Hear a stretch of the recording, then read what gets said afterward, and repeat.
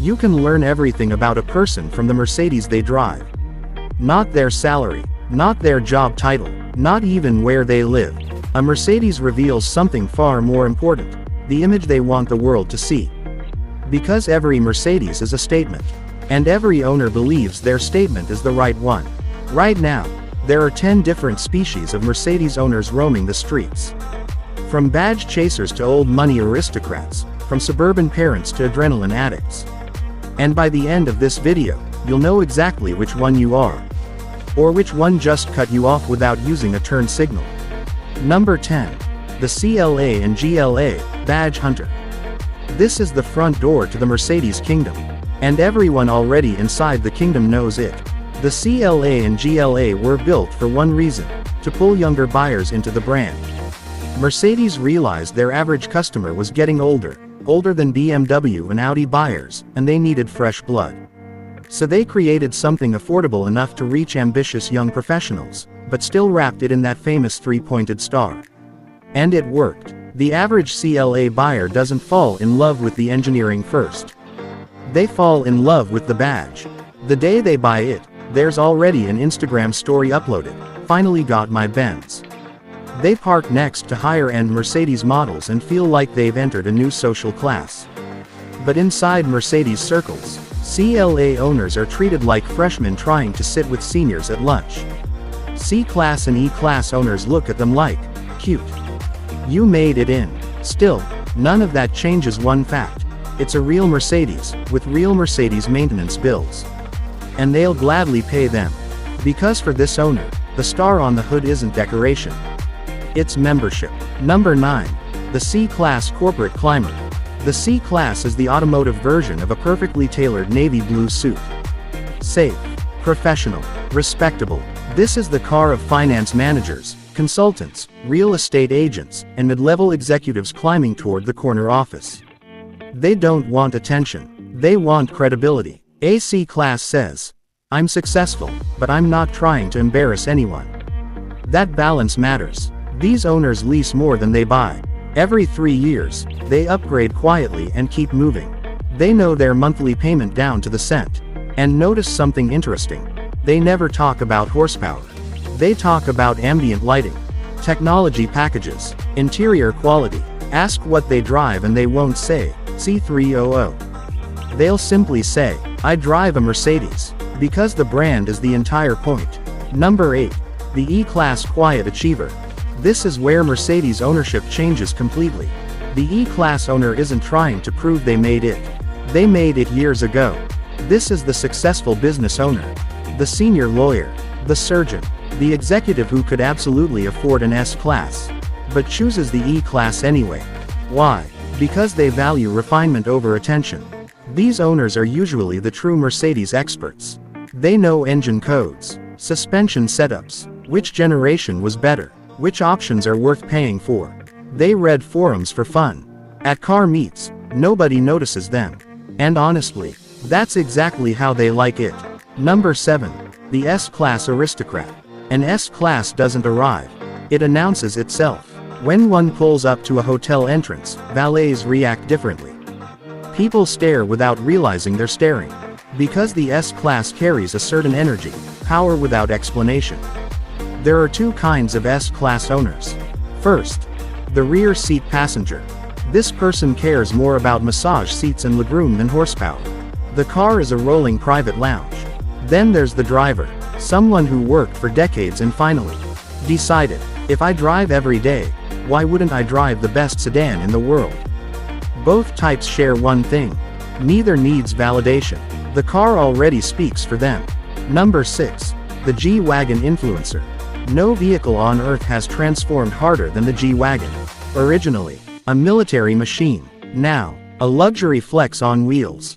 It can climb mountains, cross rivers, and survive war zones. Yet most G-Wagons spend their lives outside luxury restaurants and valet stands. The owner doesn't care about practicality.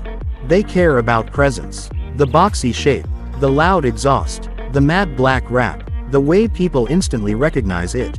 A G-Wagon owner wants to enter traffic like a celebrity entering a red carpet event.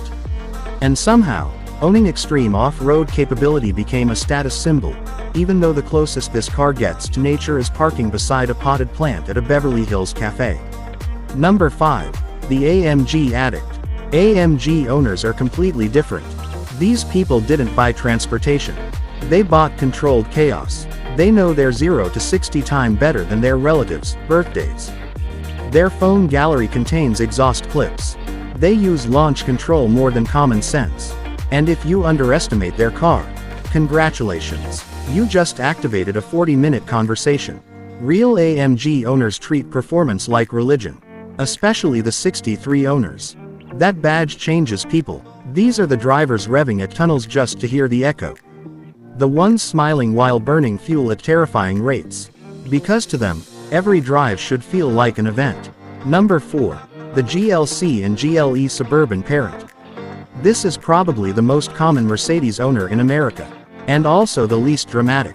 The GLC and GLE live in suburban driveways, school pickup lines, grocery store parking lots, and soccer practice fields.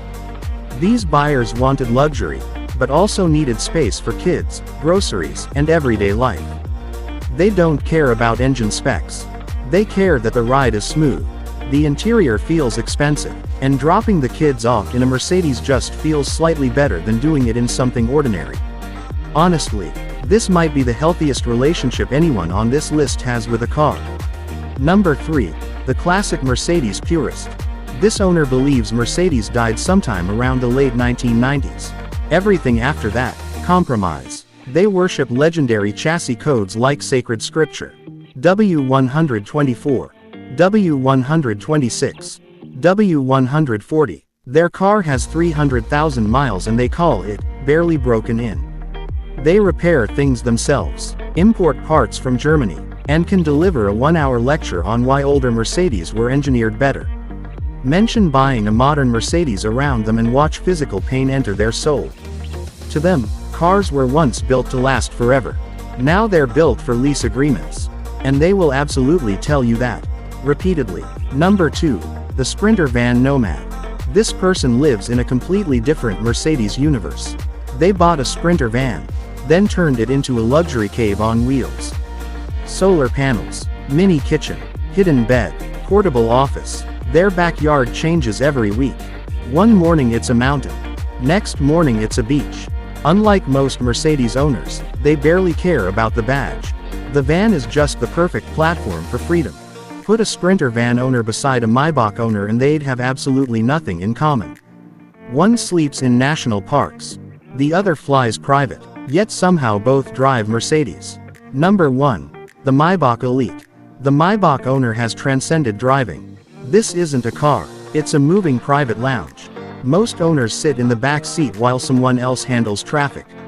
The rear seats recline, champagne stays cold, the cabin feels quieter than some luxury hotels. A Maybach owner doesn't compare this car to BMW or Audi. They compare it to private jets. And that tells you everything. This is the final level of automotive status. Because the ultimate luxury isn't speed. It's never needing to drive yourself again. Every Mercedes tells a story. The CLA sells ambition. The C-Class sells professional success. The E-Class sells quiet confidence. The S-Class sells arrival. The G-Wagon sells attention. AMG sells adrenaline. The GLC sells comfort. Classic Mercedes sell nostalgia. The Sprinter sells freedom. And the Maybach sells escape from ordinary life itself. So, which one are you? And more importantly, which one do you pretend not to be?